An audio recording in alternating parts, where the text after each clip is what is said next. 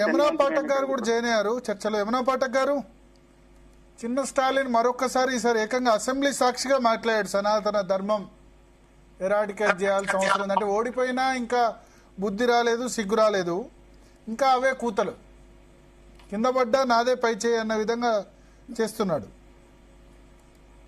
అవునండి. నమస్తే భరత్ గారు, మీకు ప్యానలిస్ట్ అందరికీ కూడా నమస్తే. భరత్ గారు, దిస్ ఇస్ అంటే ఆడిందే ఆట పాడిందే పాట అనే ఒకటి మనం వింటూ ఉంటాం తరచూ. ఇటువంటిది ఒక I think why are we allowing this kind of nonsense అండి. ఫస్ట్ అసలు ఒక ప్రజాప్రతినిధి అయితే మాత్రం ఎటు పడితే ఏది పడితే మాట్లాడేస్తాం అనే స్వేచ్ఛ, అధికారం వీళ్ళకి ఎవరిచ్చారు? వీళ్ళు ఇప్పుడు నూతనంగా ఇప్పుడు సీఎం గా పదవి స్వీకరించిన విజయ్ వారి సమక్షంలో మరి ఈ రోజు అంబేద్కర్ గారి గురించి అంత గొప్పగా వాళ్ళు వారి సిద్ధాంతం గురించి మరి వారి వంట పట్టించుకున్న వాళ్ళు, అంత గొప్పగా చెప్తున్న వాళ్ళు, మరి ఈ రోజు రాజ్యాంగ విరుద్ధంగానే కదా జరుగుతోంది. ఈ రోజు అంటే ఇందాక కూడా మాట్లాడుతున్నారు వక్తలు సెక్యులరిజం గురించి మాట్లాడుతున్నప్పుడు, అంటే నువ్వు ఒక మతాన్ని ఎత్తుకున్నప్పుడు ఇంకొక మతాన్ని నువ్వు ధిక్కరించే అధికారం నీకు ఎవరిచ్చారు? నువ్వు ఒక ప్రజాప్రతినిధి ఎట్లయితావు? నువ్వు ప్రజల ఇప్పుడు అధిక సంఖ్యలో ఉన్న ప్రజలు ఈ రోజు భారతదేశంలో మనం ఏ మతంలో ఉన్న వాళ్ళ ప్రజలు ఉన్నారో అందరికీ తెలుసు. తమిళనాడులో కూడా హిందువులు కూడా వారికి ఓటేశారు. It's not that it is హిందువులు ఓట్లేక హిందువులు కూడా ఓటేశారు. హిందువులు ఓట్లు వేసిన తర్వాత కూడా ఈ రోజు మీరు సనాతన ధర్మాన్ని అబాలిష్ చేస్తారనే మాట అది పిచ్చి పైత్యం కాదు. అంటే ఈ దేశంలో మేము ఏది మాట్లాడినా చెల్లుబాటు అవుతుంది. We can get away with it. అంటే ఏది ఉన్నా కూడా మమ్మల్ని ఎవరు ఏమనలేరు, ఏం మాట్లాడలేరు. మేబీ ఒకటి అది ఇదే ప్రసంగం వారు ఇదే మాటలు మిగతా మతాల గురించి వాటి గురించి మాట్లాడే స్వేచ్ఛ, అధికారం తీసుకోగలుగుతాడా? ఒకటి. రెండు, ప్రతి మారు కూడా డెంగ్యూతో, మలేరియాతో ఇంకా నానా మాటలన్నీ అన్న ఈ స్టాలిన్ అనే వ్యక్తి అసలు కనీసం ఎందుకు అబాలిష్ చేస్తా అంటున్నాడు? అసలు ఇతనికి అవగాహన ఉందా? ఇతను ఎప్పుడైనా ఉపనిషత్తులు చదివాడా? కనీసం భగవద్గీత అవగాహన తెచ్చుకున్నాడా?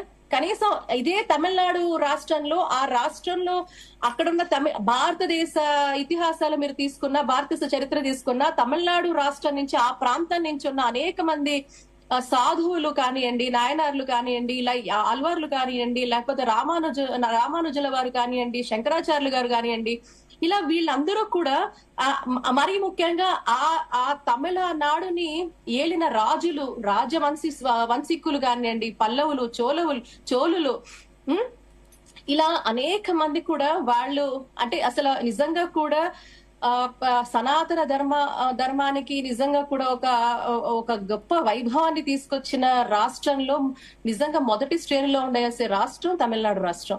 అక్కడ నుంచే ప్రతిదీ కూడా మనం చూస్తాం. అంటే సనాతన ధర్మానికి సంబంధించి అనేక గొప్ప విషయాలు అక్కడ ఎంతో మంది మహనీయులు పాటుపడ్డారు. సమానత్వం కోసం కానివ్వండి, ధర్మం కోసం కానివ్వండి, అనేక భక్తిపరమైన విప్లవాల గురించి కానివ్వండి, ఇలాంటివి అనేక తమిళనాడు రాష్ట్రంలో మనం చూసాం. అలాంటి గొప్ప రాష్ట్రంలో పుట్టిన అతను నిజంగా అలాంటి మాట్లాడడం అనేది నేనేమంటానంటే ఇలాంటి వాళ్ళని సామాజికంగా బహిష్కరించాలి, తప్పకుండా బహిష్కరించాలి. అతనికి వాక్ స్వాతంత్రం ఉండి నేను గెలిచా, నా తండ్రి ఓడిపోయిన నేను గెలిచా అని అనుకుంటాడు. అయినా 59 సీట్లు వచ్చాయి కదా అని అనుకుంటాడు. ఇప్పుడు భరత్ గారు అదే ఇంతకు ముందు ఉన్న దానికంటే ఇప్పుడున్న సంఖ్య ఏమిటి, ఎందుకు తగ్గింది వీళ్ళకి? ఇప్పటికి కూడా ఇప్పుడు మనం చూస్తుంటే సుబ్రహ్మణ్య స్వామి ఆలయంలో ఏదైతే అక్కడ ఇంతకు ముందు వాళ్ళు స్టాలిన్ యొక్క మొండి వైఖరి, అతని యొక్క అది చాలా ఓపెన్ గా చెప్తున్నాడు. వాళ్ళు ఈ రోజు ఓడిపోయారంటే దానికి కారణం ఏంటి? వాళ్ళ వైఖరే. ఈ రోజు సనాతన ధర్మం పట్ల వాళ్ళు చూపించిన వైఖరే వాళ్ళని ఓడగొట్టింది. అండ్ మరీ ముఖ్యంగా ఈ రోజు విజయ్ లాంటి వాళ్ళు ఈ రోజు సీఎం గా వచ్చినా కూడా ఆ మనిషి అంత మాట్లాడుతూ ఉంటే అతను కనీసం తప్పు అని ఖండించడం కానీ కనీసం సభా మర్యాద కాదు. ఇప్పుడు మీరు మొట్టమొదటి రోజు మీరు అంతమంది ప్రజాప్రతినిధుల మధ్యన మీరు ఈ సనాతన ధర్మం ఏం చేస్తుంది అతనికి? What is that it has? అంటే సనాతన ధర్మం చేసిన తప్పేంటో నేను చెప్తా. ఇలాంటి పనికిరాని వాళ్ళందరినీ కూడా వీరు మాట్లాడుతూ ఉంటే ఇంకా సహనంతో ఈ భారత మాత ఇంకా ఓర్చుకుంటుంది చూసారా? అది మనం చేస్తున్న తప్పు. సనాతన ధర్మం పాటించే వాళ్ళందరూ ఇంకా నోరు మెదపకుండా ఉన్నాం చూసారా? అది మన తప్పు. ఈ రోజు దీన్ని ఖండించట్లేదు చూసారా? అది మన తప్పు. ఇలాంటి వాళ్ళని సామాజికంగా, రాజకీయంగా అన్ని రకాలుగా వెరేయట్లేదు చూసారా? అది మన తప్పు. ఇది సనాతన హిందువులు చేస్తున్న తప్పు. మాకు బాగా బుద్ధి చెప్పారు. కాబట్టి ఇక్కడ ఏంటంటేనండి, is unfit as a leader. ఎందుకంటే ప్రజా ప్రతినిధి అంటే అందరి మనోభావాలు గౌరవిస్తూ అందరినీ మెప్పును పొంది సమానత్వంతో నేను ఏదైతే రాజ్యాంగ విరుద్ధంగా కాదు రాజ్యాంగ స్ఫూర్తితో అని ప్రమాణ స్వీకారం చేస్తున్నాడో దాని ఉల్లంఘన చేసిన ఏదైతే రాజ్యాంగం గురించి వీళ్ళు మాట్లాడతారో, అంబేద్కర్ గారి గురించి మాట్లాడతారో, అంబేద్కర్ గారు ఎప్పుడు సనాతన ధర్మం గురించి మాట్లాడలేదు. సనాతన ధర్మం గురించి ఎక్కడా కూడా మాట్లాడలేదు. ఈ రోజు వీళ్ళు ఏ మతాలకైతే వీళ్ళు అనుసరిస్తున్నారో వాటిని పూర్తిగా అంబేద్కర్ గారు ఏమన్నారో వారు రాసిన పుస్తకాలు వీళ్ళు తీసి చదివితే వీళ్ళు ఉపనిషత్తులు గీత చదవక్కర్లే. అంబేద్కర్ గారు రాసిన అనేక పుస్తకాలు వారి అనుభవాలు వీళ్ళు చదివితే వీళ్ళకి నిజంగా వంట పడితే అంబేద్కరిజం అనేది వంట పడితే ఆయన ఈ రోజు వీళ్ళు పెంచి పోషిస్తున్న ఏవైతే ఉన్నాయో వాటి గురించి అంబేద్కర్ గారు ఏం రాస్తారో వీళ్ళకి తెలియాల్సిన అవసరం ఉంది. పూర్తిగా ఒక మోడెస్ట్ నేచర్ తో, ఒక హిపోక్రటిక్ నేచర్ తో, అబద్ధాల బతుకులతో వీళ్ళ బతుకులు నిజంగా ప్రజల్ని మభ్యపెడుతూ ఎటూ కాకుండా ఈ రోజు ఒక వారసత్వ సంపదని, ఒక సివిలైజేషనల్ యాన్సెస్ట్రీని వీళ్ళు విస్మరిస్తున్నారు. ఈ రోజు అది ఈ దేశం కాదు, 195 దేశాల్లో భారతదేశంలో ఉన్న గణనీయ చరిత్ర, వారసత్వ సంపద, వారసత్వ పునాదులను వీళ్ళు పెకిలిద్దాం అనుకుంటే వీళ్ళకి పునాదులు లేకుండా, వీళ్ళకి చరిత్ర లేకుండా, వీళ్ళకి పునాదులు లేకుండా హైందవ సమాజము, సనాతన సమాజం ఏదైతే నిశ్శబ్దంగా ఉందో ఆ నిశ్శబ్ద కెరటమే, పెనుశాపమే వీళ్ళ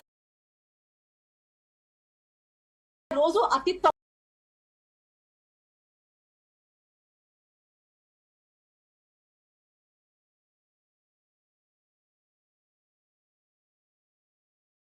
రోజు ఓకే, ఈ రోజు మార్పు కోరుకున్నారు కాబట్టి ఇంకొక ప్రభుత్వం వచ్చింది. కానీ ఈ ప్రభుత్వం కూడా హిందువులకు అగేన్స్ట్ గా వెళ్తే, హిందువుల మనోభావాలను దెబ్బతీసే విధంగా ఈ ప్రభుత్వం కూడా ప్రయత్నం చేసిన, అడుగులు వేసిన ఈ రోజు ఇంకా హిందువులు, అది ఏ రాష్ట్రంలో హిందువులైనా సహించే పరిస్థితుల్లో ఓపిక నశించింది, చచ్చిపోయింది. ఈ రోజు ఇంక ఓపిక లేదు. కాకపోతే ఇంకా ఎటువంటి వాటికి తారతమ్యం ఉండదు. ఈ రోజు వాళ్ళు ఏదైతే ఈ రోజు ఇంతలాగా మనని ప్రేరేపించి ఈ రోజు చేస్తున్నారు, తప్పకుండా హిందూ రాష్ట్రం వైపు అడుగులు పడతాయండి. ఇలాంటి ప్రవర్తన ఉంటే తప్పకుండా అలాగే పడతాయి. ఎందుకంటే హిందూ రాష్ట్రం వస్తే అందరూ సుసంపన్నంగా ఉంటారు. కానీ వీళ్ళ అధికారపు వాటిల్లో ఉంటే ఈ రోజు సనాతన ధర్మానికి ముప్పు అని చాలా మంది హిందువులు తెలుసుకుంటున్నారు. అందుకే మనం ఈ రోజు కాషాయమయం అవడం చూస్తున్నాం భారతదేశం అంతాను. తప్పకుండా తమిళనాడు రాష్ట్రంలో కూడా ఏదైతే తమిళ ప్రజలకు ఈ రోజు తెలియాలి, అది వాళ్ళ వారసత్వ సంపద. ఈ రోజు దేశం గర్వించే ఒక అద్భుతమైన ధర్మానికి నాంది పలికింది తమిళులు. అలాంటి ఘన సంపద వాళ్ళది, అలాంటి వారసత్వ సంపద వాళ్ళది, అలాంటి పూర్వీకులు మన వాళ్ళు, ధర్మాన్ని కాపాడిన వాళ్ళు ఈ రోజు ధర్మాన్ని విచ్ఛిన్నం చేస్తున్న వాళ్ళు వీళ్ళు అని తెలుసుకునే రోజు అతి తొందరలో ఉంది. స్టాలిన్ కి పెద్ద దెబ్బ అనేది పడుతుందండి.